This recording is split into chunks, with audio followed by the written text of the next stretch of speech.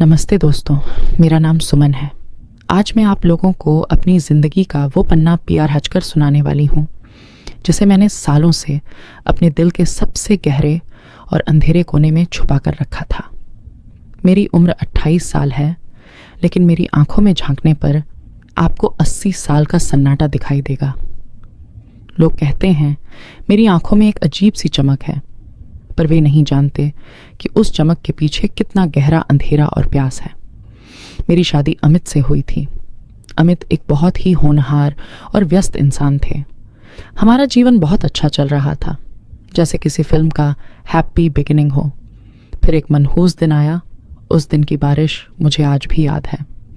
कारखाने से लौटते वक्त उनका एक्सीडेंट हुआ और उस एक्सीडेंट ने हमारे जीवन को 2 हिस्सों में बांट दिया। अमित बिस्तर से बंध गए। उनकी हड्डियां टूट गई थीं। उनके सपनों के साथ साथ मेरे सपने भी उस व्हील चेयर और बिस्तर के बीच दबकर रह गए। हमारा घर एक आलीशान महल से बदलकर एक वीरान रेगिस्तान बन गया था, जहां सदियों से खुशियों की एक बूंद तक नहीं गिरी थी।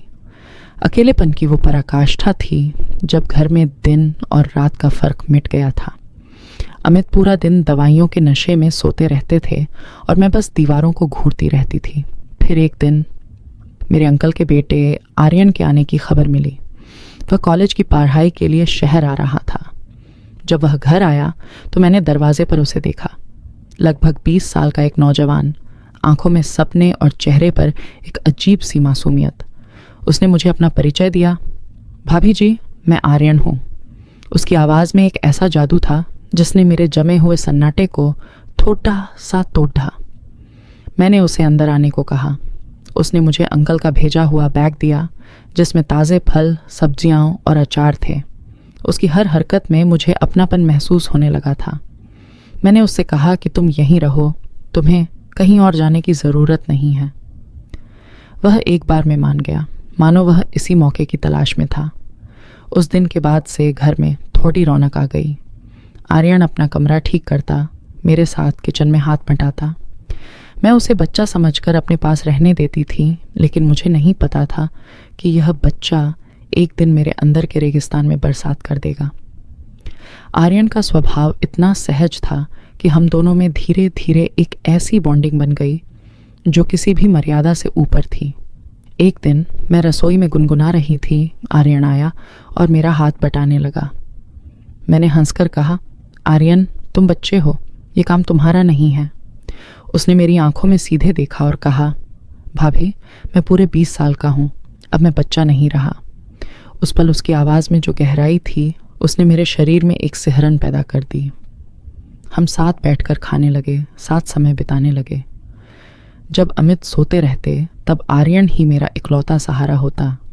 कभी कंधे दबाने के बहाने तो कभी पुरानी फाइलें ढूंढने के नाम पर उसका स्पर्श मुझे सुकून देने लगा था।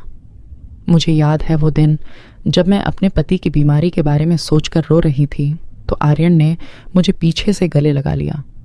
उस स्पर्श में जो गर्माहट थी, उसने मेरे सारे दुखों को पल भर में भुला दिया। मैं उसके करीब होने लगी थी। वह जानता था कि मुझे किस तरह खुश करना है। धीरे धीरे हमारे बीच की दूरियां इतनी कम हो गईं कि घर की हर दीवार हमारे उस अनकहे रिश्ते की गवाह बनने लगी थी। मैं अब आर्यन का इंतज़ार करती हूँ।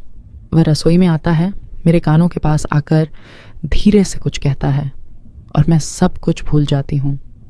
मेरा पति अमित, जो दूसरे कमरे में लेटे हैं, उन्हें इस बात की भनक भी नहीं है कि उनकी पत्नी अब किस नशे में जी रही है।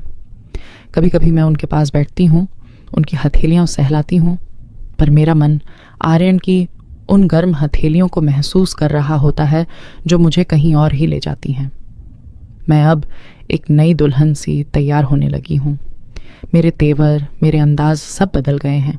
अमित हैरान हैं कि उनकी पत्नी में यह बदलाव कैसे आया, लेकिन मैं उन्हें क्या बताऊं? क्या मैं कह सकती हूँ कि जिस रेगिस्तान में मैं सालों से तड़प रही थी, वहाँ अब बरसात हो रही है? रात के सन्नाटे में जब पूरी दुनिया सो जाती है, तब आर्यन मेरे पास आता है। हम दोनों घंटों बातें करते हैं, एक दूसरे के करीब आते हैं। वह मुझे वो खुशी दे रहा है जो मुझे सालों से नहीं मिली। यह रिश्ता गलत है, मैं जानती हूँ, पर मेरा दिल जो पत्थर हो गया था वह अब धड़कने लगा है। अगर यह पाप है तो मैं इस पाप को बार बार करने को तैयार हूँ, क्योंकि इस पाप में ही मुझे वो सुकून मिला है जिसकी तलाश में मैंने अपनी पूरी जवानी खो दी थी। कल क्या होगा मुझे परवाह नहीं।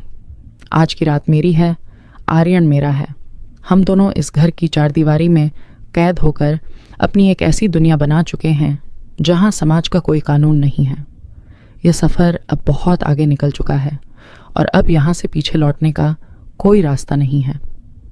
क्या आप जानना चाहते हैं कि इसके बाद मेरी ज़िंदगी ने क्या मुद्दा लिया? क्या अमित को कभी इस सच का पता चला? ये कहानी अभी बाकी है और इसका अगला हिस्सा और भी गहरा और चौंकाने वाला होगा। वक्त रेत की तरह मेरी मुट्ठियों से फिसलता जा रहा था। दिन ढलते ही घर की हवा बदल जाती।